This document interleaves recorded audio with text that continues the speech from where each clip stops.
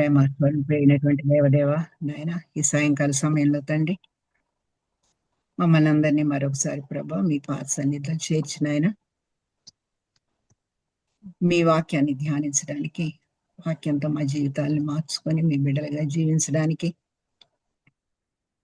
మీరు మాకు అనేక అవకాశాలు ఇస్తున్నారు తండ్రి. మరొక నూతన సంవత్సరంలోకి నడిపించారు. మీ వాక్యం ప్రతిదినం ప్రభా మాతో మాట్లాడుతుంది తండ్రి. ఆయన మా జీవితాల్లో ఇంకా ఇంకా ఏ లోట్లు ఉన్నాయో వాటన్నిటిని కూడా సరి చేసుకొని మీ బిడ్డలుగా తండ్రి మేము జీవించడానికి మీ ఆత్మ సహాయాన్ని మెండుగా మా అందరికీ, ముఖ్యంగా ఈ ప్రార్థన సహవాసాన్ని ఏర్పాటు చేసినటువంటి డాక్టర్ సరళ గారికి కూడా అనుగ్రహించమని, ఈ సమయం అంతటిని మీ స్వాధీనంలో ఉంచుకొని మీరే మాతో మాట్లాడమని మా ప్రభువును మీ ప్రియకుమారుడైన యేసు ప్రభు వారి పేరిట ప్రార్థించి వేడుకుంటున్నాం తండ్రి. ఆమేన్. ఆమేన్. ఈరోజు ధ్యానాంశంగా ఫిలిప్పి పత్రిక, పౌలు భక్తుడు ఫిలిప్పీలకు రాసినటువంటి పత్రిక. దీన్ని మనం అంత ముందు కూడా చక్కగా చెప్పుకున్నాం. దీంట్లో ఉన్న ప్రశస్తమైనటువంటి సత్యాలు. దీన్ని ఆనంద పత్రిక అంటారు. ఈ 2వ అధ్యాయంలో 2వ వచనం నుంచి 8వ వచనం దాకా చదువుతారా? డాలీ నువ్వు చదువుతామా?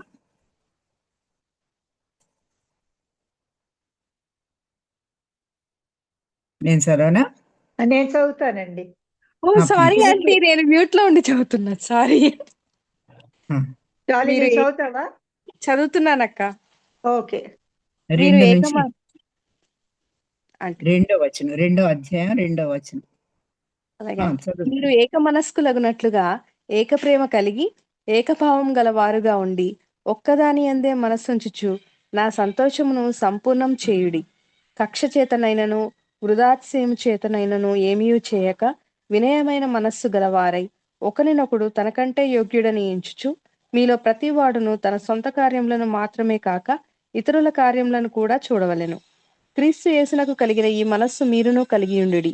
ఆయన దేవుని స్వరూపం కలిగిన వాడయుండి దేవునితో సమానముగా ఉండుట విడిచిపెట్టకూడని భాగ్యమని ఎంచుకొనలేదు గాని మనుష్యుల పోలికగా పుట్టి దాసుని స్వరూపమును ధరించుకుని తన్ను తానే రిక్తునిగా చేసుకునెను.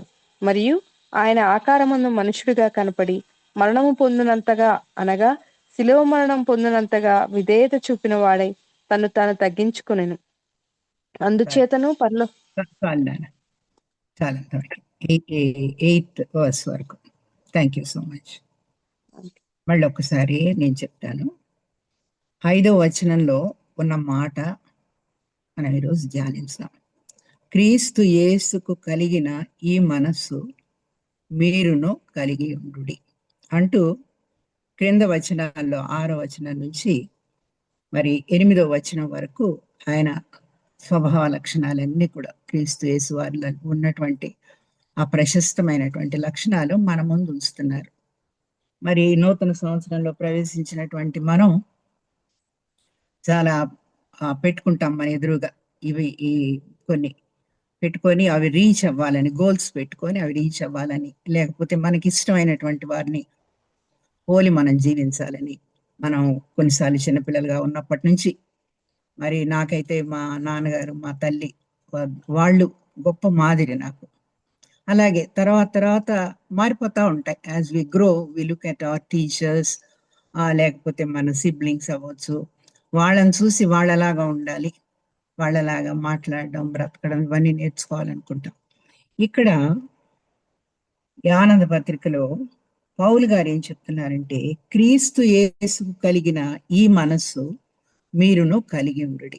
కాబట్టి ఇక్కడ ప్రభువుని వారి ముందు మాదిరిగా ఉంచుతున్నాడు. మన మాదిరి కూడా క్రైస్తవులుగా మన మాదిరి ప్రభు అయి ఉండాలి.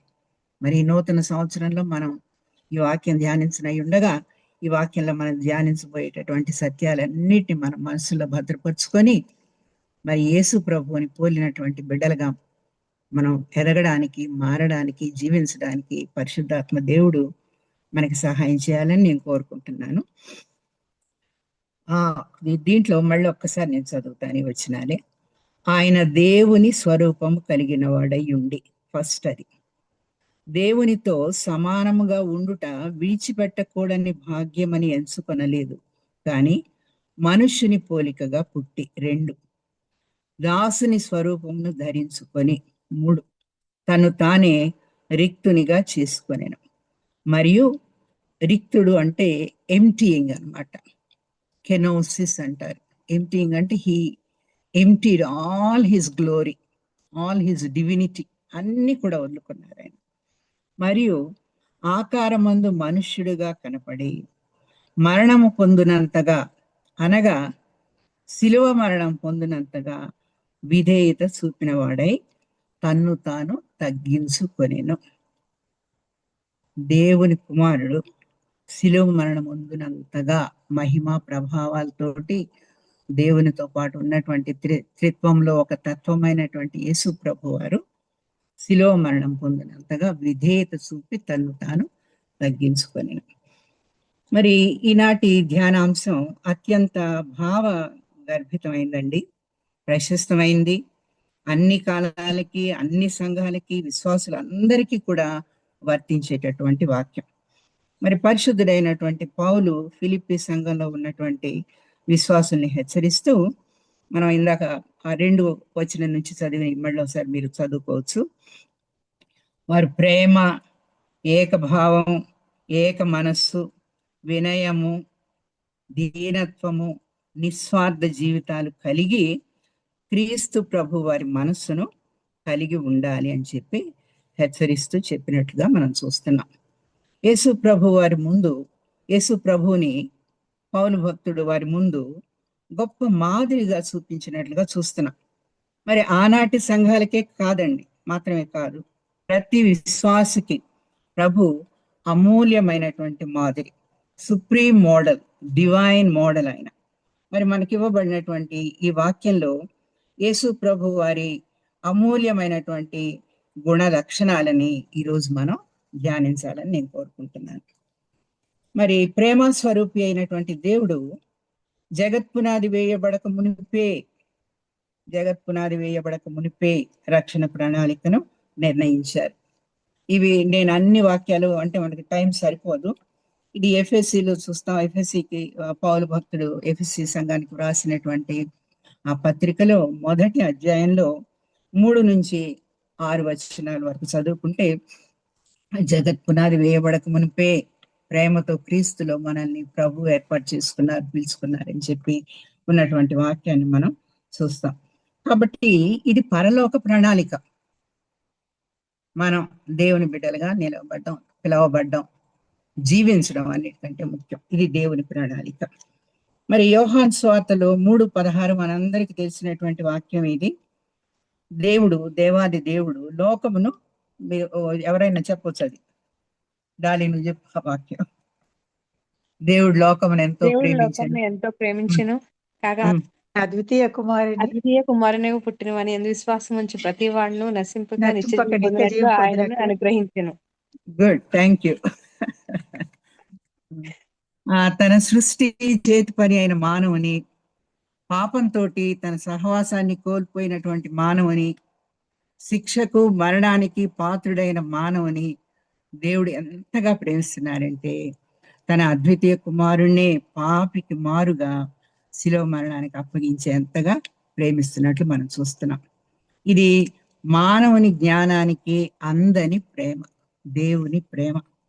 అందుకే 2 కొరింథీ 5:21 పౌలు గారు అంటున్నారు, మనం ఆయన యందు దేవుని నీతి యగునట్లు పాపమెరుగని ఆయనను మన కొరకు పాపముగా చేశాను. దేవుడు చేసినటువంటి గొప్ప కార్యం. దేవుడు ప్రేమయున్న దేవుడు మనల్ని విడిచిపెట్టి ఉండలేరు. ఆయన ఆ ఏదైనా వనంలో తన సహవాసంలో ఉండాలని కోరుకున్నారు. పాపంలో పడిపోయి దూరం అయిపోయినటువంటి మనల్ని తిరిగి తన బిడ్డలుగా నిలబెట్టుకోవాలని దేవునికి ఎంత ప్రేమ చూడండి. మరి యేసు ప్రభు వారే శిలువ మరణం ద్వారా తాను చేయబోతున్నటువంటి రక్షణ యాగాన్ని గురించి కూడా చెప్పినట్లు చూస్తాం. ఇది యోహాను సువార్త 3వ అధ్యాయం 14-15 వచనాలు.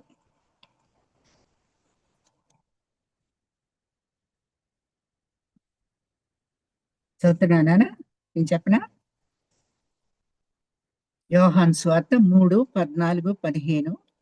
అరణ్యములో మోషే సర్పమును ఎలాగు ఎత్తెనో అలాగే విశ్వసించు ప్రతి వాడును నశింపక ఆయన ద్వారా నిత్య జీవము పొందునట్లు మనుష్య కుమారుడు ఎత్తబడవలెను. శిలువ మరణాన్ని గురించి యేసు ప్రభు వారే చెప్తున్నారు నికోదేముతోటి. మరి క్రీస్తు యేసు ప్రభు వారి మనస్సు మాటలతో మనం వర్ణించడం చాలా అసాధ్యం అండి. బైబిల్ పాఠ్య భాగంలో వ్రాయబడిన వాక్యాధారంగా యేసు ప్రభు వారి మనస్సు ఎటువంటి విశిష్ట లక్షణాలు కలిగి ఉన్నదో ధ్యానించుదాము. మరి పౌలు గారు చెప్తున్న మాట ఏంటంటే ఆయన మనసులాగా మన మనసు కూడా ఉండాలంటున్నారు. క్రీస్తు యేసునకు కలిగిన ఈ మనస్సు మీరును కలిగి ఉండుడి. కాబట్టి ఇప్పుడు మనం యేసు ప్రభు వారి మనస్సులో ఉన్నటువంటి ఆ ప్రత్యేకమైనటువంటి ఆయనలో ఉన్నటువంటి ప్రత్యేకమైనటువంటి లక్షణాలు ధ్యానించేటప్పుడు అవి మనం సొంతం చేసుకోవాలి. మనం యేసు ప్రభు వారి పోలికలోకి మనం మారాలి. ఈ సంవత్సరమే కాదు, మన జీవితాల్లో ఆయనలాగా జీవించాలి. మన మాటలు, మన ఆలోచనలు ముఖ్యంగా ఇవన్నీ కూడా మారి ప్రభు స్వరూపంలోకి మనం మారాలి అని చెప్పి మనం జ్ఞాపకం ఉంచుకొని ఈ ధ్యానిస్తాం. ముందుగా ఆయనది ప్రేమించే మనస్సు. యేసు ప్రభు వారి మనస్సు ప్రేమించే మనస్సు. మన ఎళ్ళ దేవునికి గల ప్రేమను క్రీస్తు ప్రభు వారు ప్రత్యక్షపరిచారు. దేవుని ప్రేమను ప్రత్యక్షపరిచారు. ఆయన ప్రేమ నిర్హేతుక జాయమాన ప్రేమ, అపారమైన ప్రేమ. ప్రేమ స్వరూపి అయినటువంటి దేవుడు మరి జగత్పునాది వేయబడక మునిపే రక్షణ ప్రణాళిక నిర్ణయించినట్లుగా మనం చూస్తాం. దీని గురించి మనం ఆదికాండం నుంచి కూడా చూస్తామండి. 3:15 అక్కడే చెప్పారు. ఎన్నో ప్రవచనాలు, పాత నిబంధన గ్రంథం అంతా ప్రవచనాలు. నూతన నిబంధనలో ప్రభు జన్మించే వరకు ప్రవక్తలంతా కూడా ఆయన జన్మని గురించి అనేక రకాలుగా ప్రవచించినట్లుగా మనం చూస్తున్నాం. యేసు ప్రభు దేవుని అద్వితీయ కుమారుడు. ఆయన దేవుడు, సృష్టికర్త, సర్వశక్తిమంతుడు, సర్వాధికారి. దీని గురించి మనం యోహాను సువార్త 1:1-4 డాలి సత్తమ్మ.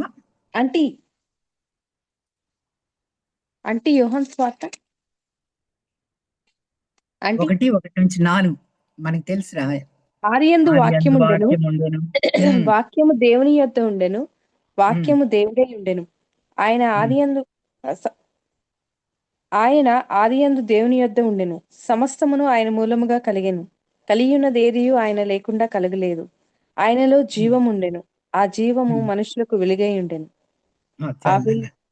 చాలు అలా చెప్తూ యోహాను సువార్త 1:14 వచ్చేటప్పటికి ఏమంటున్నారు? ఆ వాక్యము శరీరధారి అయి కృపా సత్య సంపూర్ణుడుగా మన మధ్య నివసించెను.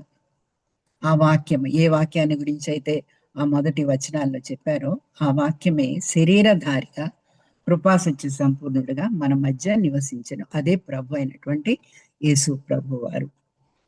మరి యేసు ప్రభు దేవుని అద్వితీయ కుమారుడని, దేవుడని, సృష్టికర్త అని, సర్వశక్తిమంతుడని, సర్వాధికారి అని ఈ వచనాల్లో మనం చక్కగా చూస్తున్నాం. త్రిత్వమై ఉన్నటువంటి తండ్రి, కుమార, పరిశుద్ధాత్మలలో యేసు ప్రభు వారు ఒక తత్వం అన్నమాట. క్రీస్తు యేసు వారి దైవత్వాన్ని గురించి మనం కొలసి పత్రికలో కూడా చూస్తాం. 2వ అధ్యాయం కొలసి పత్రిక 9వ వచనంలో చూసినట్లయితే క్రీస్తు యేసు వారు దైవత్వం యొక్క సర్వ పరిపూర్ణత అని ఉంటుంది అని కొలసి సంఘాల్లో పౌలు భక్తుడు రాస్తున్నాడు. పాప మానవుల రక్షణార్థం ప్రభు మనుష్య కుమారునిగా ఈ లోకానికి వచ్చినట్లుగా చూస్తున్నాం. అలాగే కొలసిలోనే 1:15 కూడా మనల్ని ఎవరన్నా అడుగుతారు, యేసు ప్రభు వారి దేవుడు అని మీరు ఎట్లా చెప్పగలరు? వాక్యంలో ఉందా? బైబిల్లో ఉందా? ఈ వాక్యాలు మనందరికీ కంటత రావాలండి. క్రీస్తు ఆయన అదృశ్య దేవుని స్వరూపి అయి సర్వసృష్టి ఆది సంభూతుడు. ఆయన అదృశ్య దేవుని స్వరూపి యేసు ప్రభువారు. దేవదేవుణ్ణి మనం చూడలేమండి. ఆయన మరి సమీపింపరాని తేజస్సులో ఆయన మాత్రమే వసిస్తూ అమరత్వము గలవాడై ఉన్నాడని చెప్పి తిమోతికి వ్రాసినటువంటి పత్రికలో పౌలు గారు చెప్తారు. కాబట్టి ఆయన్ని మనం చూడలేం, దేవదేవుణ్ణి చూడలేం. అదే మనం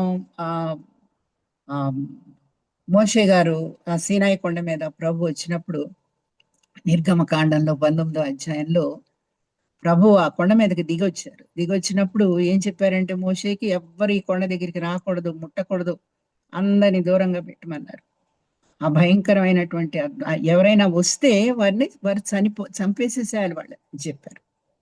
సో ఆయన్ని చూస్తే చనిపోతారు. తర్వాత 20వ అధ్యాయంలోకి వచ్చేటప్పటికి ఇశ్రాయేలు ఎంత భయపడిపోయారు.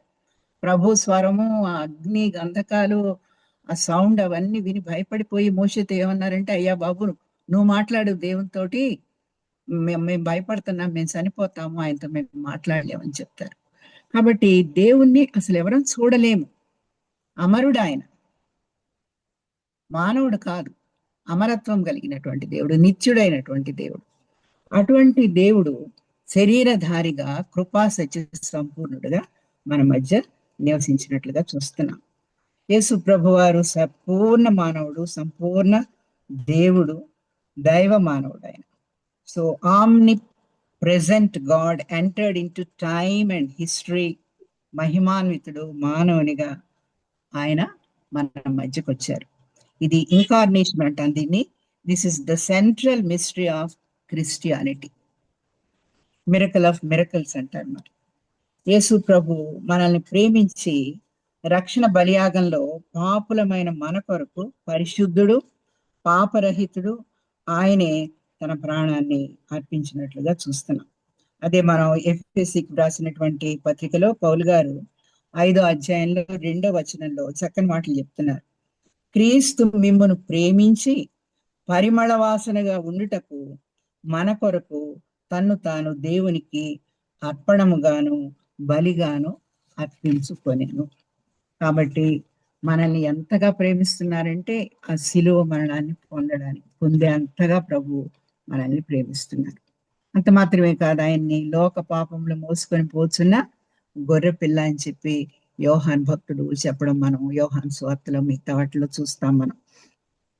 సరే, ఎంత పాపినైనా క్షమించే ప్రభువును, పాపులమైన మనల్ని ప్రేమించి మన కొరకు ప్రాణం అర్పించిన ప్రభువుని మనం ప్రేమిస్తున్నామా? ఇప్పుడు మన దగ్గరికి వద్దాం. ఇప్పుడు యేసు ప్రభు వారు ప్రేమ అయి ఉన్నారని చదువుకున్నాం. మన సంగతి ఏమిటి? ఆయన్ని మనం ప్రేమిస్తున్నామా? మరి యోహాను సువార్త 14:15 ఏమంటున్నారంటే, మీరు నన్ను ప్రేమించిన ఎడల నా ఆజ్ఞలు గైకొందురు. ఆలోచిద్దాం. ఈ మాటలన్నీ మనం చదువుకుంటున్నప్పుడు ఇవన్నీ వాక్యాలు మనందరికి తెలిసినవే. బైబిల్ గ్రంథం అంతా మీరంతా అనేక సార్లు చదివి ఉంటారు. How to apply those words మన జీవితాలకు ఎలా అన్వయించుకోవాలి, ప్రభు చెప్తున్నటువంటి ఈ ట్రూత్స్ అన్ని కూడా, ఈ సత్యాలన్నింటినీ కూడా మనం ప్రేమిస్తున్నామా? ఆలోచిద్దాం. మీరు నన్ను ప్రేమించిన ఎడల మొదట ఏం చెప్తున్నారు? నా ఆజ్ఞలు గైకొందురు అంటున్నారు. అలాగే 14వ అధ్యాయంలోనే 23వ వచనంలో, ఒకడు నన్ను ప్రేమించిన ఎడల వాడు నా మాట గైకొనును, అప్పుడు నా తండ్రి వానిని ప్రేమించు. సో ముందేమో మీరు నన్ను ప్రేమిస్తే నా ఆజ్ఞలు గైకొంటారని చెప్తున్నారు. రెండవదిగానేమో ఒకడు నన్ను ప్రేమించిన ఎడల వారు నా మాట గైకొంటారు, అప్పుడు అంటే దేవుని బిడ్డలుగా యేసు ప్రభువుని అనుసరించే వారంగా, యేసు ప్రభువుని పోలి జీవించే వారంగా, ఆయన మనస్సు కలిగిన వారంగా ఉంటే తండ్రి వానిని ప్రేమించు. యేసు ప్రభు తన శిష్యులకు, విశ్వాసులకు ఒక క్రొత్త ఆజ్ఞ ఇచ్చినట్లుగా చూస్తాం మనం. యోహాను సువార్త 13:34లో, నేను మిమ్మును ప్రేమించినట్లు మీరును ఒకరినొకరు ప్రేమింపవలెను. This is very very very important commandment. మనం దేవుణ్ణి ప్రేమిస్తున్నాం అంటాము అంటే, ఐఎమ్ నాట్ బీయింగ్ జడ్జిమెంటల్, ఇది మనందరినీ దృష్టిలో పెట్టుకొని నేను చెప్తున్నాను. కానీ మన తోటి వారిని మనం ప్రేమిస్తున్నామా? ఇది చాలా పెద్ద ప్రశ్న. ఎందుకంటే మనం ప్రేమకి చాలా షరతులు పెడతామండి కదా. నేను మిమ్మల్ని ప్రేమించినట్లే మీరును ఒకరినొకరు, ఆయన ఎలా ప్రేమించారు మనల్ని? ప్రాణం పెట్టేంతగా పరిశుద్ధుడు, పాపరహితుడు దేవుడు, ఆయనే దిగి వచ్చి మన కోసం ప్రాణం పెట్టి అంతగా ప్రేమిస్తే మనం కూడా ఒకరినొకరు ప్రేమించబద్ధులమై ఉన్నామని చెప్తున్నారు. అంత మాత్రమే కాదు, ఒకటో యోహాను సువార్త పత్రికలు మీరు చదివే ఉంటారు. పత్రిక అది 1 యోహాను 4:20లో, తాను చూచిన తన సహోదరుని ప్రేమింపని వాడు తాను చూడని దేవుని ప్రేమింపలేడు. తాను చూచే సహోదరుని చాలా షరతులు పెట్టుకుంటాం మనం కదా ఒకరినొకరం ప్రేమించడానికి. లేకపోతే ఒకరితో ఒకరు మాట్లాడేటప్పుడు చాలా స్వీట్ గా చక్కగా అన్ని మాట్లాడుకుంటాం, కానీ వెనక్కి తిరిగిన తర్వాత ఏం చేస్తాం? మనం జాగ్రత్తలు చూసుకోవాలి. మన అంటే మాట జీవితం ఒకే రకంగా ఉన్నాయా లేదా? This is very very important. ఈ మాటలన్నీ కూడా మనం బైబిల్లో చదువుకుంటున్న మాటలన్నీ కూడా మనల్ని ప్రశ్నించే మాటలే. ప్రభువు చెప్పినవన్నీ కూడా మన జీవితాల్ని, మన దినదిన ప్రవర్తనని సరిచేసుకోవడానికి హెచ్చరిస్తున్నటువంటి మాటలు ఇవన్నీ కూడా. అలాగే తాను అది చెప్పాను కదా. తర్వాత 1 యోహాను 3:16 ఆయన మన నిమిత్తము తన ప్రాణము పెట్టెను కనుక దీని వలన ప్రేమ ఎట్టిదని తెలుసుకొనుచున్నాము. మనము కూడా సహోదరుల నిమిత్తము మన ప్రాణములను పెట్టబద్దులమై ఉన్నాము. ఇది ఇంకా చాలా సీరియస్ గా ఉంది. ఇది 3:16లో వచ్చేటప్పటికి ఆయన మన నిమిత్తం ప్రాణం పెట్టారు కాబట్టి మనం కూడా మన సహోదరుల నిమిత్తం ప్రాణము పెట్టబద్ధులమై ఉన్నాం. రూల్ అది. You have to do.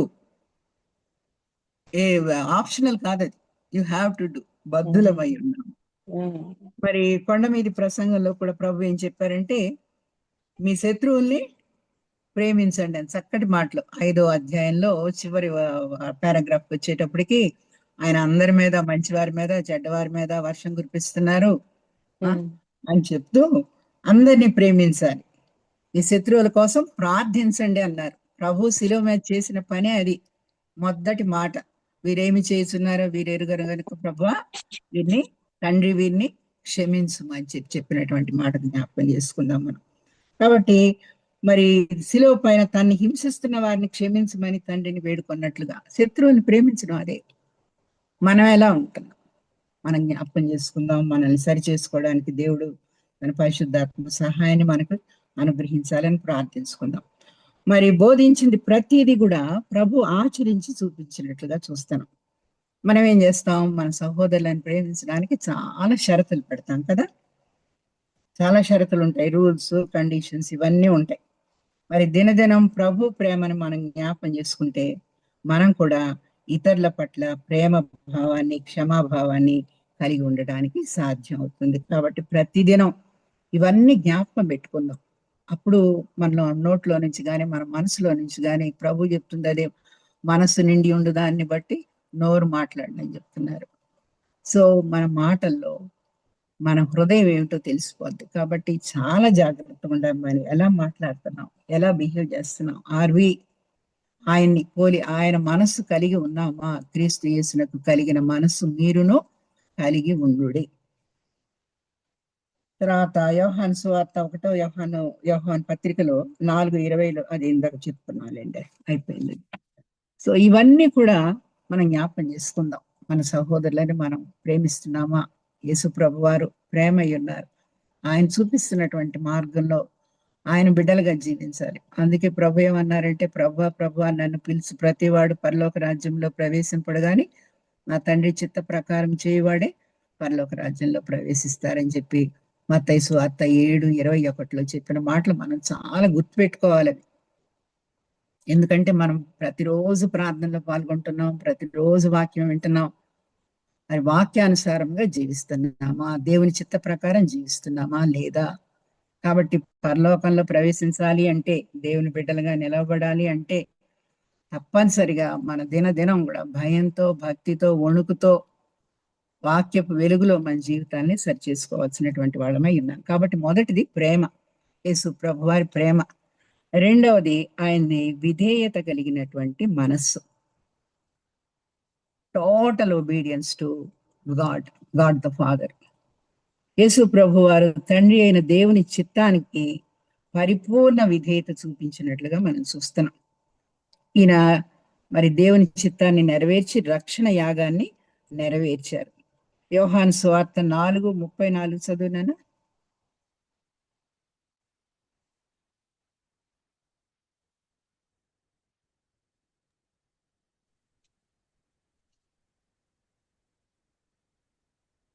నాలుగు ముప్పై నాలుగు. డాలి ఉన్నారా? ఆంటీ ఆంటీ చదువుతున్నాను ఆంటీ. యేసు వారిని చూచి, నన్ను పంపిన వాని చిత్తం నెరవేర్చుటయు ఆయన పని తుదముట్టించుటయు నాకు ఆహారమై ఉన్నది. గుడ్. నన్ను పంపిన వాని చిత్తమును, దేవుని చిత్తాన్ని నెరవేర్చుట. ఆయన యేసు ప్రభు వారికి ఏ పని నిమిత్తం అయితే పంపించారో ఆ పని తుదముట్టించుటయు నాకు ఆహారం అయి ఉన్నది. సో ఆహారం, మనం ఇదే పని ప్రొద్దున లేస్తే ఏమి తిందుమా, ఏమి త్రాగుదుమా, ఏమి ధరించుకుందుమా, ఇవే మన 3 కదా. అంటే నేను ఎవరిని దయచేసి నేను క్రిటిసైజ్ చేస్తున్నానని అస్సలు అనుకోవద్దండి. This is for all of us. కాబట్టి ఇక్కడ ఏం చెప్తున్నారు ప్రభు, ఆయనకు ఆహారం ఏంటంట? దేవదేవుడు ఆయన ఏ పని నిమిత్తం అయితే పంపించారో ఆయన చిత్తాన్ని, ఆయన పనిని నెరవేర్చడమే నాకు ఆహారం ఉన్నది. అంత మాత్రమే కాకుండా 6:38లో కూడా నన్ను పంపిన వాని చిత్తమును నెరవేర్చుటకే పరలోకము నుండి దిగి వచ్చి తిని. ఎంత చక్కని మాటలండి. మరి ఆ రోజున ప్రభుతో ఉన్నటువంటి వారు ఇశ్రాయేలీలు ప్రభువుని విశ్వసించలేదు అంటే చాలా అది కూడా దేవుని చిత్తంలో ఉన్నదేమో విశ్వసించకుండా ఉండడం. కానీ వాళ్ళు మరి AD 70లో మొత్తం జెరూసలేం అంతా కూడా నాశనం చేయబడింది. వాళ్ళంతా కూడా అనేక దేశాల్లోకి చెదిరిపోవడం ఇవన్నీ జరిగినాయి ఇశ్రాయేల్ ప్రజలు. అలాగే యోహాను సువార్త 10:18 చదువున్నాను.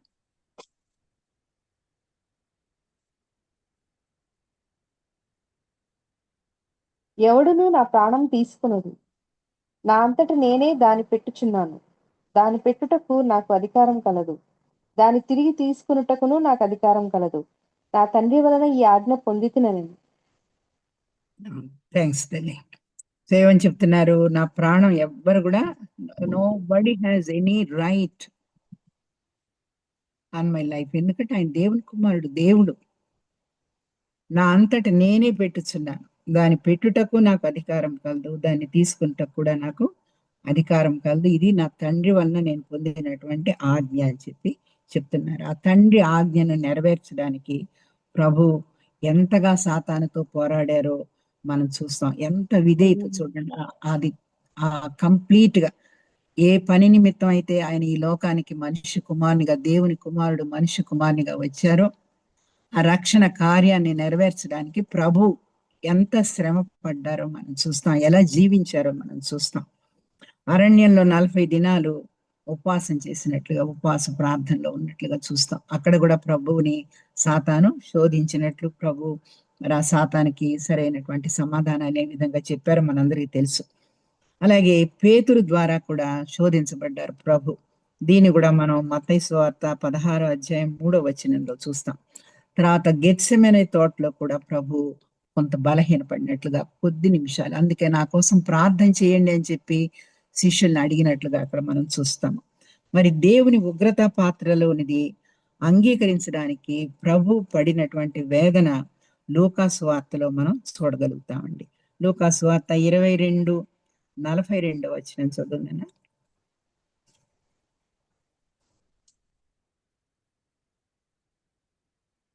తండ్రి, ఈ గిన్నె నా యొద్ద నుండి తొలగించుటకు నీ చిత్తమైతే తొలగించుము, అయినను నా ఇష్టము కాదు, నీ చిత్తమే సిద్ధించునుగాక అని ప్రార్థించెను.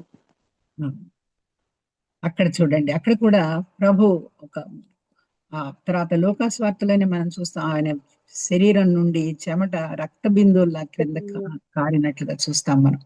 అంటే ఎంత శారీరకంగా ఆయన ఎంత ప్రెషర్కి లోనయ్యారు ఆ టైంలో. ఆయన పొందబోయేటటువంటి ఆ భయంకరమైనటువంటి బ్యాప్టిజం, దాన్ని బ్యాప్టిజం అన్నారు ప్రభు. ఈ యోహాను యాకోబు వచ్చి ప్రభా నీ వైపు కుడి వైపు ఒకళ్ళని ఎడం వైపు ఒకళ్ళని మా ఇద్దరిని కూర్చోబెట్టుకోమని అడిగితే నేను పొందబోయే బాప్తిసం మీరు పొందుతారా అని అడిగారు ప్రభు. ఇదే ప్రభు పొందినటువంటి ఆ భయంకరమైనటువంటి బ్యాప్టిజం అనమాట.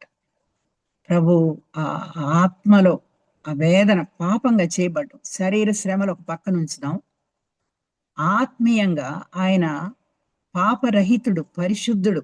అటువంటి ప్రభు మన నిమిత్తం లోక పాపం అంతా మోసుకొని పోతున్న గొర్రెపిల్లగా, లోక పాపం అంతా కూడా ఆయన మీద మోపబడింది ఆ శిలువ మీద, పాపంగా చేయబడ్డారు. ఆ భయంకరమైనటువంటి సత్యాన్ని, ఆ భయంకరమైనటువంటి కార్యాన్ని ప్రభు అంగీకరించడానికి ఎంత వేదన పడాల్సి వచ్చిందో మనం చూస్తున్నాం. అయినా కూడా సంపూర్ణ విధేయతతో తండ్రి చిత్తాన్ని నెరవేర్చి మనకి గొప్ప మాదిరి ప్రభు చూపించినట్లుగా చూస్తాం. మరి మనం ఎలా ఉంటున్నాము మనం కూడా ఆలోచించుకోవాలి.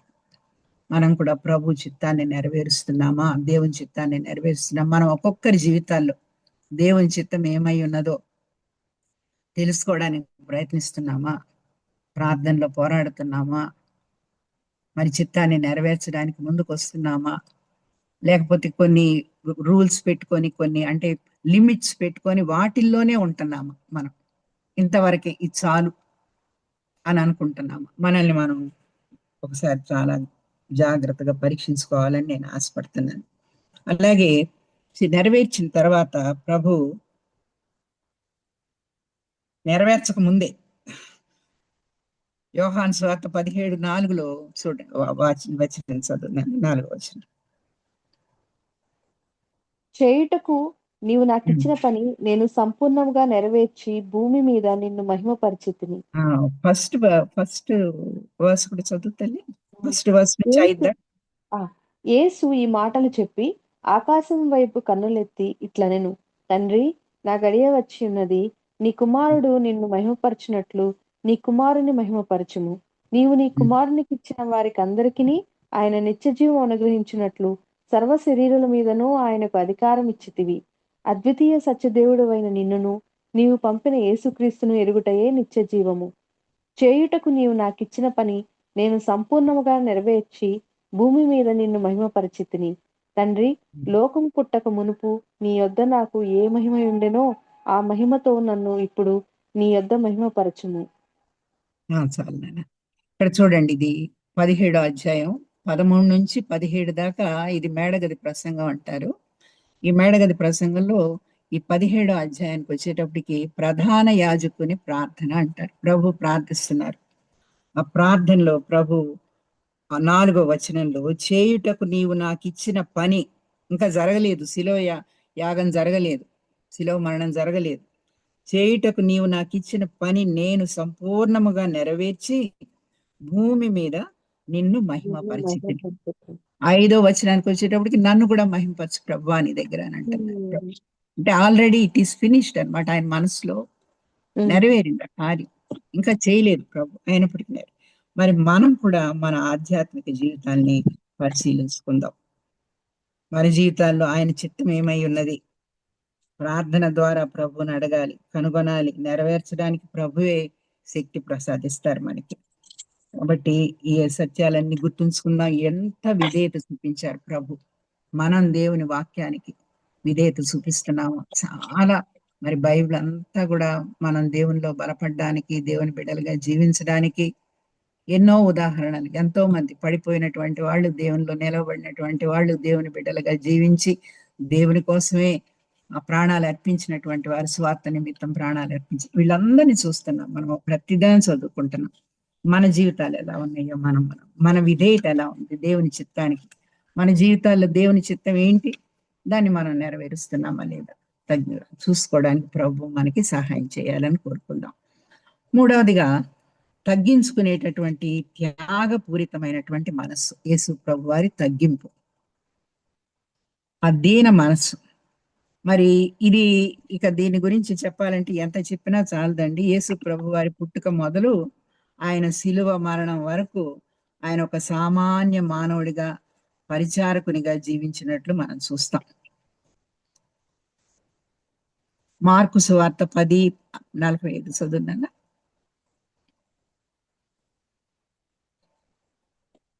నేను చదువుతానా? మనుష్య కుమారుడు పరిచారం చేయించుకొనుటకు రాలేదు గాని పరిచారం చేయుటకును అనేకులకు ప్రతిగా విమోచన క్రయధనముగా తన ప్రాణమిచ్చుటకును వచ్చినను. చాలా క్లియర్ గా చెప్పేస్తున్నారు అక్కడ. పరిచారం చేయించుకోవడానికి నేను రాలేదంటున్నారు. నిజమే, ఆయన పుట్టిందేమో చిన్న పాకలు అని చెప్పుకుంటాం మనం, అవునా? తర్వాత ఆయన ఆ 12 ఏళ్ళప్పుడు యెరూషలేము దేవాలయానికి వెళ్ళడం చూస్తాం మనం, యేసు ప్రభు వారి జీవితం. తర్వాత మనకి ఒక ఆ పీరియడ్ అంతా తెలియదు. తర్వాత ఆయన పరిచర్య మొదలుపెట్టిన తర్వాత ఏ రకంగా జీవించారు. ఆయన గలిలయ ప్రాంతం, యూదా ప్రాంతం, ఈ ప్రాంతాలన్నీ కూడా కాలి నడకన తిరిగారు. కపెర్నహూములో ఆయన తన అంటే తన సేవ చేసేటటువంటి ఆ ముఖ్యమైనటువంటి స్థానంగా దాన్ని ఎంచుకున్నారు, ప్రాంతంగా దాన్ని ఎంచుకున్నారు. ఆ కపెర్నహూములో చాలా సంఘటనలు జరిగినట్లుగా మనం 4 సువార్తల్లో చూస్తూ ఉంటాం. మరి ఆయన నజరేతును విడిచిపెట్టి కపెర్నహూము, నజరేతు కూడా వచ్చి అక్కడ కూడా ఆయన మరి యూదుల సమాజ మందిరాల్లో మాట్లాడినట్లుగా మనం చూస్తాము. అయితే ఎక్కువ భాగం ఆయన కపెర్నహూములో ఉన్నట్లుగా చూస్తాం. ఎలా జీవించారు? పాదచారిగా నడకే పరిగెత్తుకుంటూ ఆ నాయన విధవరాలి, ఆ కుమారుడు చచ్చిపోయాడంటే నాయన విధవరాలి దగ్గరికి నాయన పట్టడానికి వెళ్ళిపోయారు పరిగెత్తుకుంటా. ఎక్కడ అవసరం ఉన్నదంటే అక్కడికి నడుచుకుంటూ వెళ్ళి ఆయన చేసినటువంటి పరిచర్య అంత ఒక సామాన్యునిగా, తన దైవత్వాన్ని అంతటిని విడిచిపెట్టేసి ఒక సామాన్యునిగా అందరిని స్వస్థపరుస్తూ, పక్షవాయు వచ్చినటువంటి వారిని, కుష్ఠరోగుల్ని, అంధుల్ని, అలా ఎంతమందిని మనం ఆ సువార్తలన్నింటిలో కూడా ఆయన చేసినటువంటి గొప్ప ఆశ్చర్య కార్యాలు, అద్భుత కార్యాలు, మరణించినటువంటి వారిని లేపినటువంటి కార్యాలు, ఇవన్నీ ఆయన సేవ. అంటే 3 రకాల సేవ. ఆయన ఏమేం చేశారు? వాక్యాన్ని ప్రకటించారు, సువార్త ప్రకటించారు, తర్వాత ధర్మశాస్త్రాన్ని అంతటిని కూడా చాలా వివరంగా వారికి వివరించి చెప్పారు. మరి మనం ఆ కొండ మీద ప్రసంగంలో చూసేది అదే. సో దేవుని వాక్యాన్ని చెప్పారు, సువార్త ప్రకటించారు, మరి దేవుని బిడ్డలుగా జీవించాలని జీవించి చూపించారు, ప్రార్థనా జీవితాన్ని కలిగి ఉన్నారు, తర్వాత అందరికీ ఆ సేవ చేయడం అన్నమాట. భయంకరమైనటువంటి బీదల కోసం, అనాథల కోసం, అనారోగ్యంగా ఉన్నటువంటి వారి కోసం తన సమయాన్ని ఆ 3.5 సంవత్సరాలు అద్భుతమైనటువంటి పరిచర్య చేసినట్టుగా, సేవ చేసినట్లుగా, ఆ దేవుని ప్రేమ అంతా ఆ గలిలయ ప్రాంతంలో వాటిలో ఉన్నటువంటి ఆ బీదల కోసం ఆయన ప్రాణాన్ని ధారపోసినట్లుగా, తన సమయాన్ని అంతటిని కూడా వినియోగించినట్లుగా మనం చూస్తాం అన్నమాట. మరి అంత మాత్రమే కాదు, ఎంతగా తగ్గించుకున్నారంటే 5-8 వచనాల్లో చూస్తాం. ఇప్పుడు మనం చదువుకున్నాం చూడండి, బేసిక్ గా చదువుకున్న మాటలు ఒక్కసారి చదువుకుందాం, చూద్దాం. ఆయన దేవుని స్వరూపం కలవాడై ఉండి దేవునితో సమానముగా ఉండుట విడిచిపెట్టకూడని భాగ్యమని ఎంచుకొనక, నెక్స్ట్ దాసుని స్వరూపం ధరించి తను తాను రిక్తునిగా, ఆ రిక్తుడి అంటే ఎంప్టీయింగ్ అన్నమాట, తన దైవత్వాన్ని అంతటిని కంప్లీట్ గా ఎంప్టీ చేసుకొని తన శక్తి సామర్థ్యాన్ని ఆ రిక్తునిగా చేసుకొని మానవునిగా కనపడి మరణమొందినంతగా, శిలువ మరణమొందినంతగా దేవుని చిత్తానికి విధేయత చూపినట్లుగా చూస్తున్నాం మనం. వాటి తగ్గింపు, ఎంత తగ్గింపు చూడండి. దేవునితో సమానంగా ఉండుట విడిచిపెట్టకూడని భాగ్యం అని ఎంచుకొనక దాసుని స్వరూపం ధరించి. సో ఈ మానవ రక్షణార్థం దేవుని కుమారుడు తను తాను ఎంతగా తగ్గించుకున్నారో మనం ఆ 2వ అధ్యాయంలో 5-8 వచనాల్లో చూస్తాం. మరి ఈ వచనంలో దేవుని స్వరూపం అన్న మాటల్లో ఆయన దైవత్వాన్ని గురించి వ్రాయబడింది.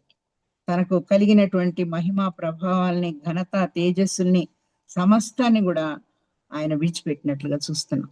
సో హీ రెలింక్విష్డ్, విడిచిపెట్టేశారు కంప్లీట్ గా ఆల్ హిస్ గ్లోరీ, సమస్తాన్ని కూడా విడిచిపెట్టి ప్రభు తాను సృజించినటువంటి తన సన్నిధి పోగొట్టుకున్నటువంటి మానవుల కొరకు ఆయన దైవత్వాన్ని వదిలి మానవ శరీరాన్ని ధరించినట్లుగా చూస్తున్నాం. అందుకే ప్రభు మత్తయి సువార్తలో అంటారు కదా, నక్కలకు బొరియలు ఉన్నాయి, ఆకాశ పక్షులకు గూళ్ళు ఉన్నాయి కానీ మనిషి కుమారునికి తలవాల్చుకోవడానికైనా స్థలం లేదని చెప్తారు. ఎంత అవన్నీ మళ్ళీ మళ్ళీ చదువుకున్నప్పుడు చాలా దుఃఖం వస్తుంది. మన కోసం, మన రక్షణ కోసం ప్రభు చేసినటువంటి కార్యం. అలాగే అంత మాత్రమే కాదండి, దాసునిగా పరిచారకునిగా జీవించడం కాదు, శిష్యుల పాదాలు కడిగినట్లుగా చూస్తున్నాం. అక్కడ చక్కటి మాదిరి చూపించారు ప్రభు. మనకి మాదిరి, అన్నిట్లో మాదిరి. ఆయన తగ్గింపులో కూడా మాదిరే.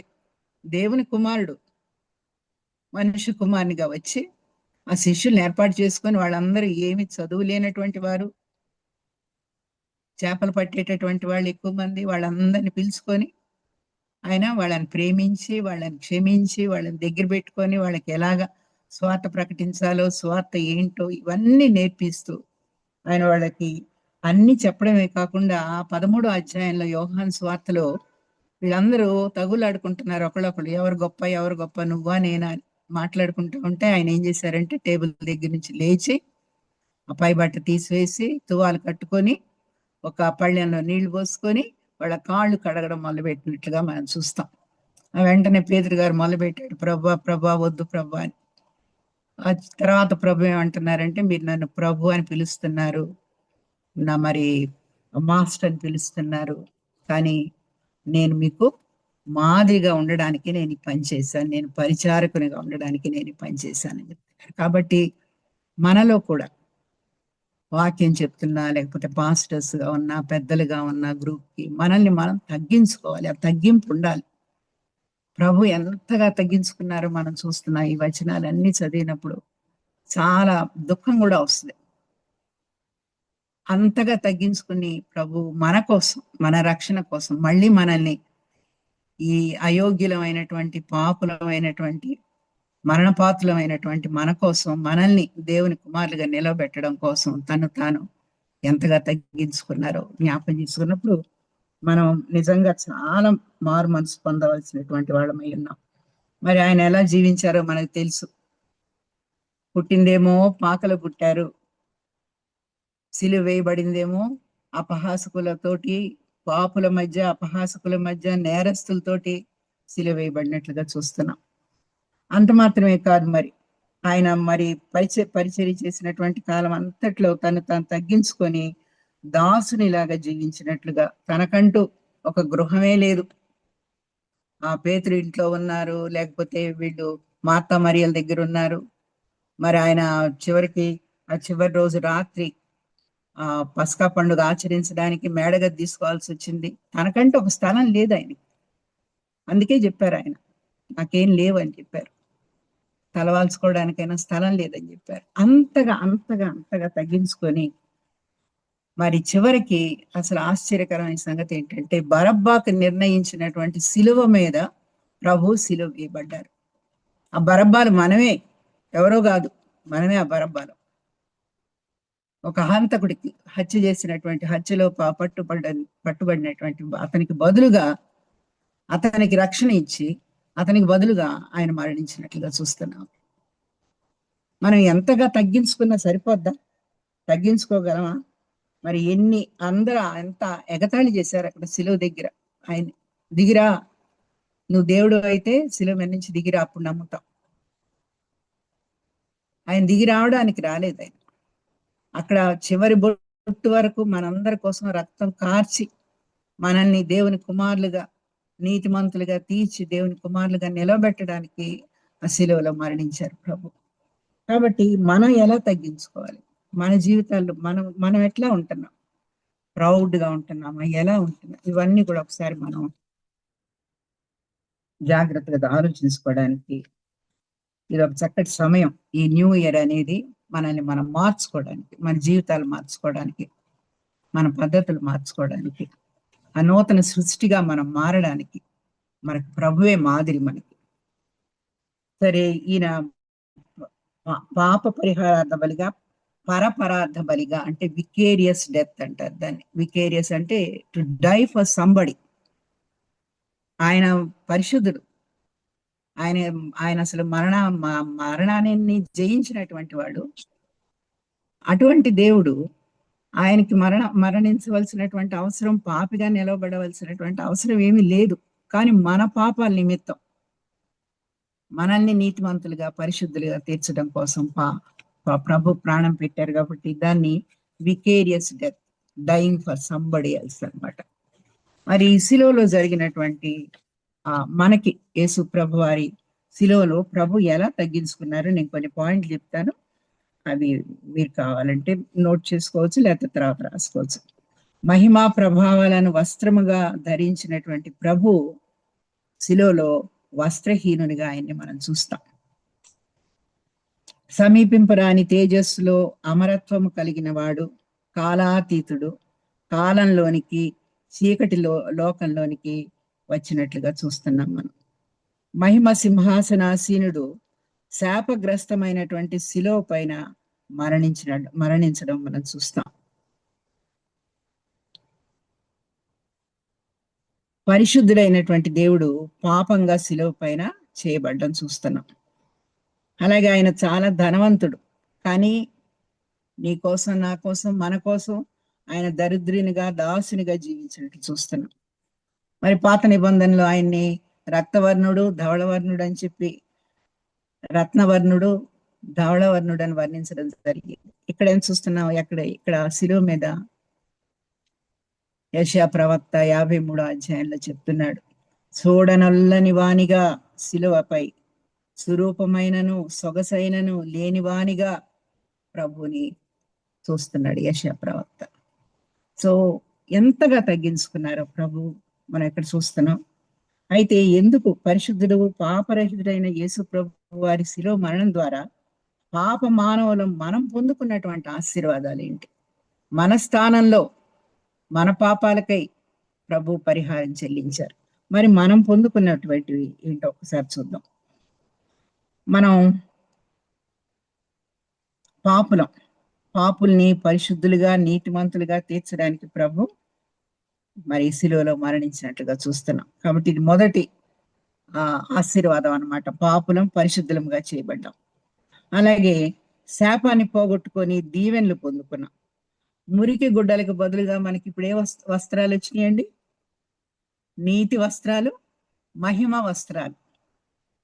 మరణానికి బదులుగా నిత్య జీవం. మరి చీకటి సంబంధం మనం ఇప్పుడు వెలుగు బిడ్డలుగా నిలబడతాం. దానికి కూడా మనం ప్రయాసపడాలి. ఇవన్నీ వచ్చేసేయరు అంటే ఆటోమేటిక్ గా రావండి. వీటన్నిటికీ మన జీవితంలో అనేక మార్పులు చేసుకోవాలి. మనం వెలుగు సంబంధాలుగా నిలబడతాం.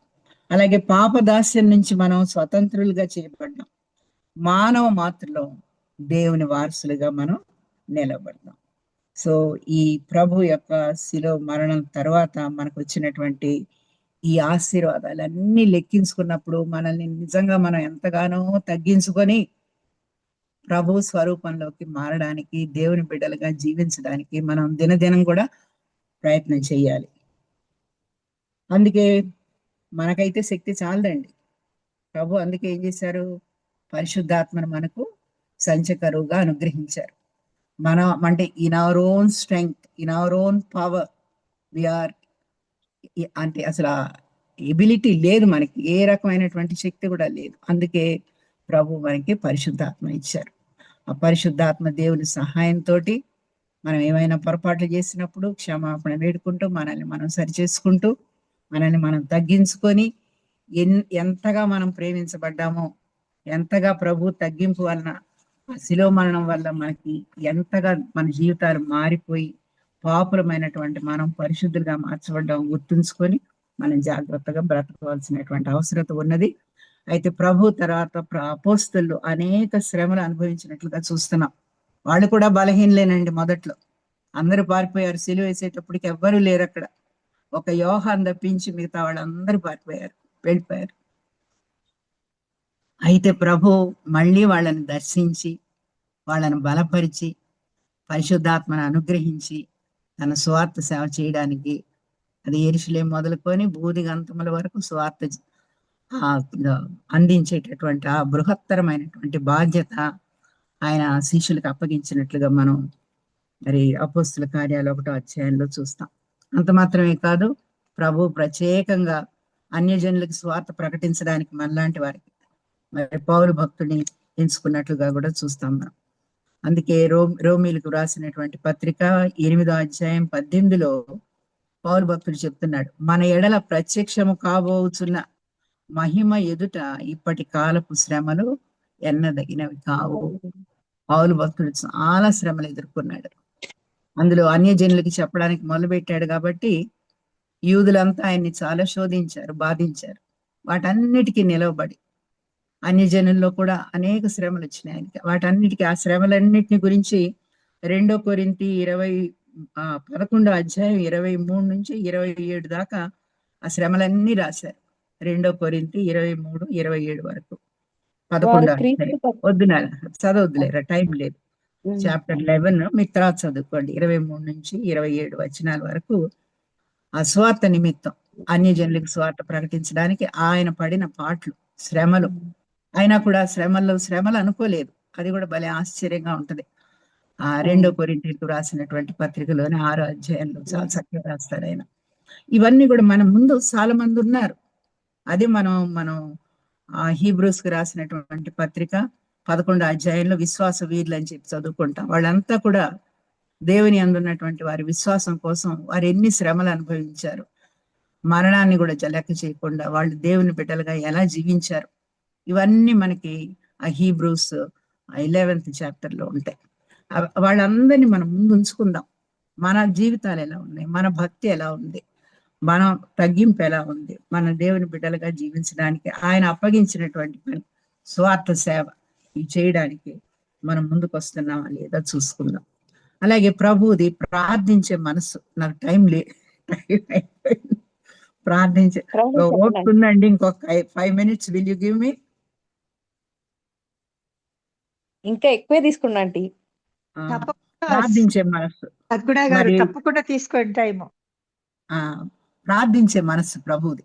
మనకు కూడా ప్రార్థించే మనసు ఉండాలని కోరుకుందాం. మరి పరిచర్య ప్రారంభించడానికి ముందే ఆయన 40 దినాలు ప్రార్థనలో గడిపినట్లుగా చూస్తున్నాం. తర్వాత సువార్తల్లో అనేక సార్లు ఆయన పెందలకడ లేచి దూర ప్రాంతాలకు వెళ్ళి, కొండ ప్రాంతాలకు వెళ్ళి అక్కడ ప్రార్థన చేసి, ఆయన దేవుని కుమారుడు, దేవుడు, ఆయనకి ప్రార్థన అవసరం అయితే బలహీనమైనటువంటి పాపులమైనటువంటి మనకి ప్రార్థన ఎంత అవసరం. ప్రతి ముఖ్యమైన ప్రతి పని చేయడానికి ప్రభు ప్రార్థనతోటే మొదలు పెట్టినట్టు చూస్తాం. శిష్యులు ఎన్నుకోవడానికి ముందు ప్రార్థన చేశారు. అన్ని ప్రార్థనలే. ప్రార్థన లేకుండా ఆయన జీవించలేదు. ప్రార్థనకి చాలా ప్రాముఖ్యత ఇచ్చారు. వాళ్ళకి ప్రార్థన నేర్పించారు. ప్రార్థన ఎలా చేయాలో దాని ప్రాముఖ్యత తెలియజేశారు. ఎలా చేయాలో చూపించారు. తాను చేశారు.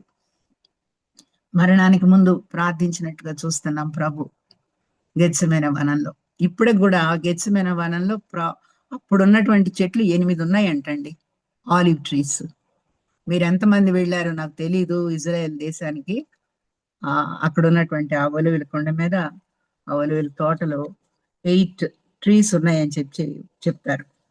సో ఇక్కడ మన మార్కు సువార్త 1:35లో ఆయన పెందలకడ లేచి ఇంకను చాలా రాత్రి ఉండగానే బయలుదేరి అరణ్య ప్రదేశమునకు వెళ్ళి అక్కడ ప్రార్థన చేయుచుండెను. దూరంగా వెళ్ళిపోయి మనుషులకి ఈ లోకంలో ఉండేటటువంటి ఈ గలిబిలంతటికి దూరంగా వెళ్ళిపోయి ప్రభు ఆ చీకటి ఉండగానే పెందలకడ లేచి దేవదేవుడు, దేవుని కుమారుడు, ఆయనకే ప్రార్థన అంత అవసరం అయితే మనకెంత అవసరం అండి.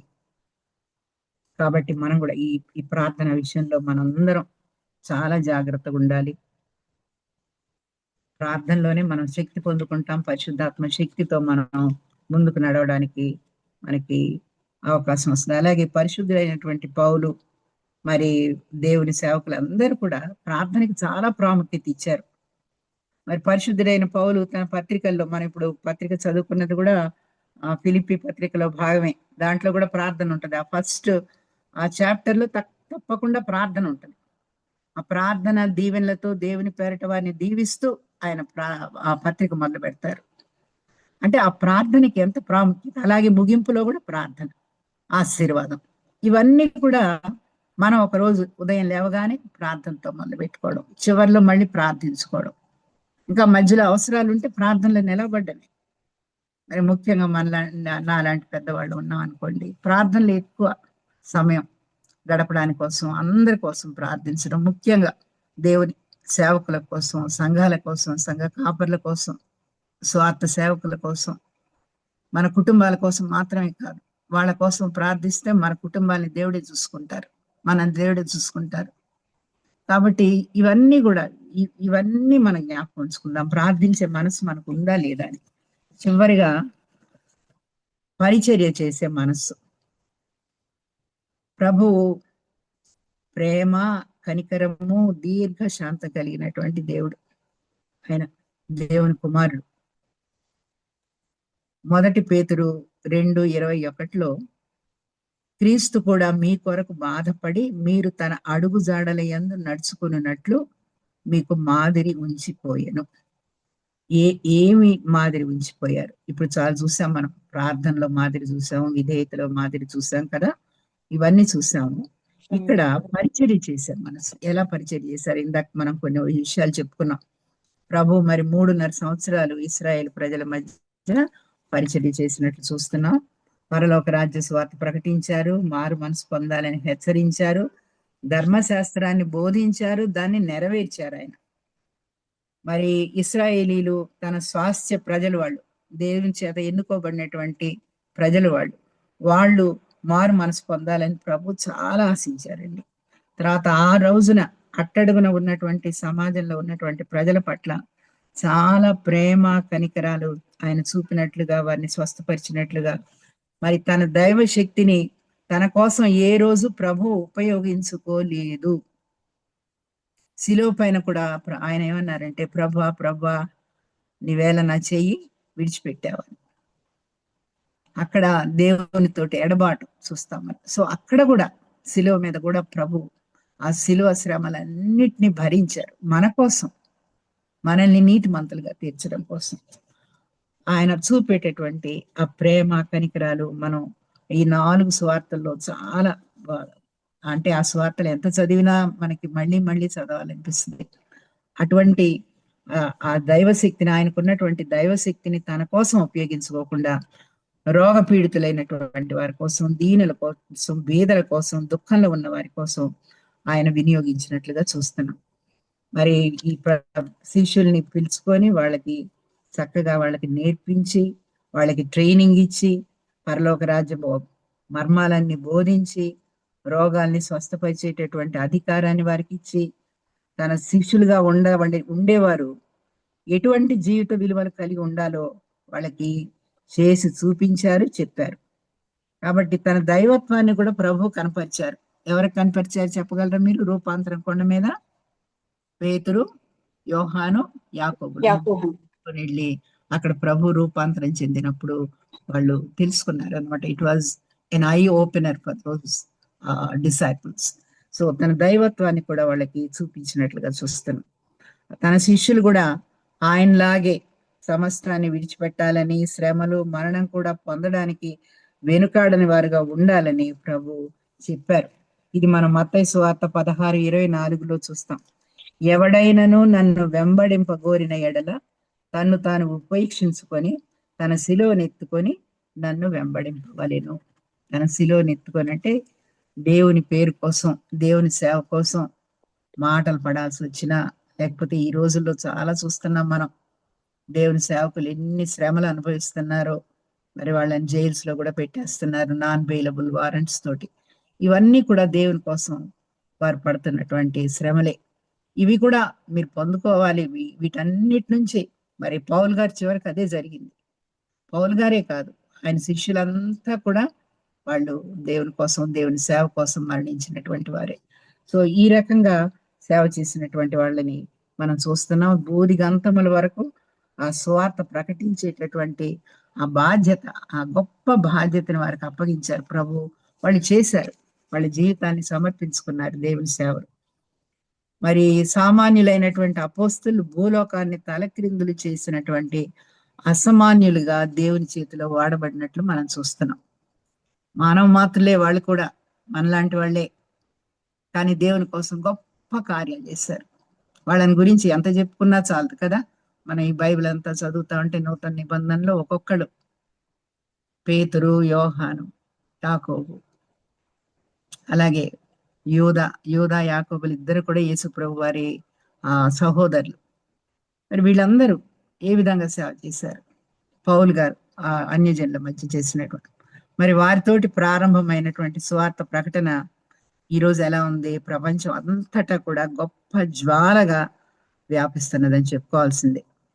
అన్యులకు సువార్త ప్రకటించడానికి ప్రభు పౌలుని ప్రత్యేకించుకున్నట్లుగా మనకు తెలుసు.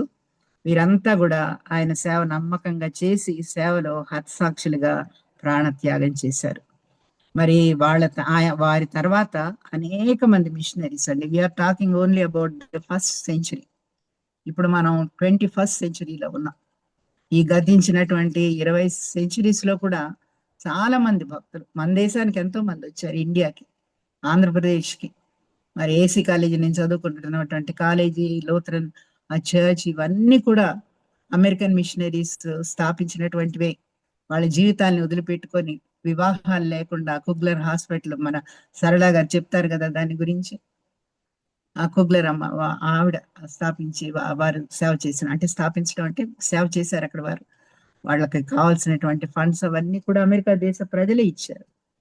మరి ఏసీ కాలేజీ కట్టడానికి కూడా మరి అమెరికన్ చిల్డ్రన్ డబ్బులు, వాళ్ళ సండే స్కూల్ చిల్డ్రన్ డబ్బులు చాలా ఇచ్చారని చెప్తారు. సో ఇవన్నీ మనం మర్చిపోకూడదు. మన సంఘాల గురించి చాలా భారం కలిగి ఉండాలి. పాస్టర్స్ గురించి ప్రార్థన చేయాలి, ఎందుకంటే వాళ్ళే ఎక్కువ శోధనకి లోనవుతారు. వాళ్ళని మనం ప్రార్థనలు ఎక్కువగా పెట్టుకోవాలి. మరి ఇలా మిషనరీస్ ఎంతమంది వచ్చారు, ఎన్ని ప్రపంచవ్యాప్తంగా, ఈరోజు ప్రపంచవ్యాప్తంగా సువార్త ప్రకటించబడుతుంది. ఎంతో మంది వాళ్ళ జీవితాలను వదిలిపెట్టుకొని, దేశాలు వదిలిపెట్టుకొని వెళ్ళి సువార్త ప్రకటిస్తున్నటువంటి వారు ఉన్నారు. వారి కోసం కూడా మనం ప్రార్థన చేద్దాం. అదే అంటే టు రీచ్ ద అన్రీచబుల్. సువార్త ప్రకటనతో పాటు సేవ కూడా చెయ్యాలి. మరి మనకి మదర్ తెరీసా, ఒక 2 నిమిషాలు టైం ఇవ్వండి. మదర్ తెరీసా ఒక చక్కని ఎగ్జాంపుల్ మనకి. ఆవిడ వేరే దేశానికి చెందినటువంటి వ్యక్తి, మన దేశానికి వచ్చి ఆ కలకత్తా ప్రాంతాల్లో సెటిల్ అయ్యి, ఆవిడ తన కోసం జీవించలేదు.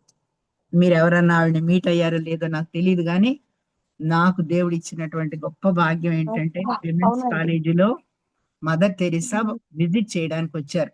మా గర్ల్స్ అడ్రస్ చేయడానికి వచ్చారు. ఆవిడతోటి మేము కొంతసేపు స్పెండ్ చేసాం, మాతో మాట్లాడారు ఆవిడ. ఆవిడని చూసే భాగ్యం మాకు దక్కింది. అదే గొప్ప భాగ్యం అని నేను అనుకుంటాను. ఆ క్రీస్తు ప్రేమను ఆవిడ లోకానికి చాటినట్లుగా చూస్తున్నాం. ఆమె ప్రసంగాలు చేయలేదండి, రోగుల్ని, బీదల్ని వారి అవసరతలో ఆదుకుంది. తన జీవితం ద్వారా క్రీస్తు ప్రేమని లోకానికి కనపరిచింది. క్రీస్తు రాయబారిగా దేవుని వెలుగు ఈ చీకటి లోకంలో ప్రకాశింపజేసినట్లు చూస్తున్నాం. దిక్కులేని వారికి, మరణిస్తున్న వారికి దిక్కయింది. తప్పుడు నిర్ణయాలు తీసుకుంటున్నటువంటి రాజ్యాతి నేతల్ని గద్దించగల నీతిగల దేవుని ప్రతినిధిగా ఆవిడ నిలబడినట్లుగా చూస్తున్నాం. క్రీస్తు ప్రేమని మాటలతో కాక చేతలతో లోకానికి చూపించినటువంటి గొప్ప వ్యక్తి మదర్ తెరీసా. మన దేశానికి వచ్చి మన మధ్య చేశారు ఆవిడ సేవ. She was a Nobel laureate, ఆ నోబెల్ బహుమతి కూడా పొందుకున్నారు ఆవిడ. మరి ప్రభు మన నుండి కోరుకుంటుంది ఏంటి? మనల్ని కూడా క్రైస్తవ్యాన్ని జీవించమని అడుగుతున్నారు. యేసు ప్రభువుని పోలి ఆయన్ని మాదిరిగా పెట్టుకొని జీవించాలని. ఇప్పుడు మనం కొన్ని లక్షణాలు చూసాం కదా మొదటి నుంచి, అవన్నిటిని పెట్టుకొని మన దేవుని బిడ్డలుగా, లోకానికి వెలుగుగా, దేవుని బిడ్డలుగా జీవించాలని ప్రభు మనల్ని ఈ రోజున వాక్యంతో హెచ్చరిస్తున్నారు. మరి సువార్త ప్రకటించే వాళ్ళు మన మధ్య ఉన్నారండి. దేవుని ప్రేమని చూపడం, మానవ సేవా కార్యక్రమాలను కూడా మనం చేపట్టాలి. That is also very important. క్రీస్తు రాజ్యం, ప్రేమ రాజ్యం స్థాపించడంలో మనం అందరం కూడా భాగస్థులమే. అందరికీ పాత్ర ఉంది. మనం చేయగలిగింది ఈ గొప్ప కార్యాలు చేయలేకపోవచ్చు. ఇంకో దేశానికి వెళ్ళి, లేకపోతే ఇంకో ప్రావిన్స్కి వెళ్ళి మనం స్వార్థ ప్రకటించలేకపోవచ్చు. మన చుట్టూ ఉన్నటువంటి వారికి స్వార్థ ప్రకటించడం, చేయి అందించడం, ప్రేమ చూపించడం. ప్రేమ ద్వారా చాలా కార్యాలు జరుగుతాయండి. ప్రేమ చూపించడం ద్వారా మన దగ్గర పనిచేసే వాళ్ళకి, మన చుట్టూ ఉన్న వాళ్ళకి, వాళ్ళని చక్కగా పలకరించడం, ఆ సందర్భం వస్తే, అవకాశం వస్తే దేవుని గురించి కొన్ని మాటలు చెప్పడం, మన జీవితాల్లో ప్రభు చేసినటువంటి ఆశ్చర్య కార్యాలని వారితో పంచుకోవడం, ఇవన్నీ కూడా మరి దేవుని యొక్క ప్రేమ రాజ్యం స్థాపించడంలో మనకి సహాయం చేస్తాయి. మనం కూడా దీంట్లో భాగస్థులం ఈ పనిలో. ఒక మాట చెప్తాను, when Christ rules in our heart our feet will walk in his ways. మళ్ళీ చెప్తాను, when Christ rules in our heart our feet will walk in his ways. క్రీస్తు యేసు వారి అడుగుజాడల్లో నడవడానికి పరిశుద్ధాత్మ దేవుడు మనందరికీ సహాయం చేయును గాక. Thank you very much. చాలా టైం తీసుకున్నాను, మీరు ఓపికగా విన్నందుకు. చిన్న